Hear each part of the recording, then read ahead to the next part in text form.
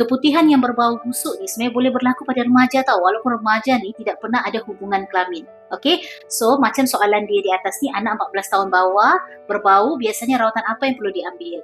Okay, the first kita kena confirmkan diagnosis dulu dia, ya. So that's why kena jumpa doktor untuk pemeriksaan, sebab banyak lagi yang akan Kak Nur tanya, akan kita buat pemeriksaan. Tapi untuk anak yang tak pernah ada hubungan kelamin, biasanya memang kita tak akan cek masukkan alat mulut itik dalam kemaluan lah, memang tidak akan buat lah sebab dia masih virgin. Okay, tapi biasanya kita akan cek bahagian luaran kemaluan sahaja. So banyak lagi lah maklumat yang kita akan ambil, sebab keputihan yang berbau busuk ni dia banyak possibility yang boleh. Ada disebabkan jangkitan kuman, boleh jangkitan kulat.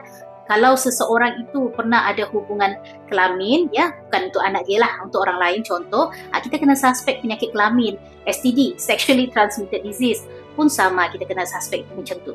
So akan banyak lagi maklumat yang kita kena ambil untuk confirmkan diagnosis, sebab setiap diagnosis rawatannya akan berbeza.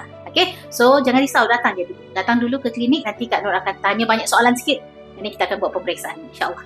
Jangan risau, okay, harap dapat membantu, sharing santai, ilmu sampai insyaAllah.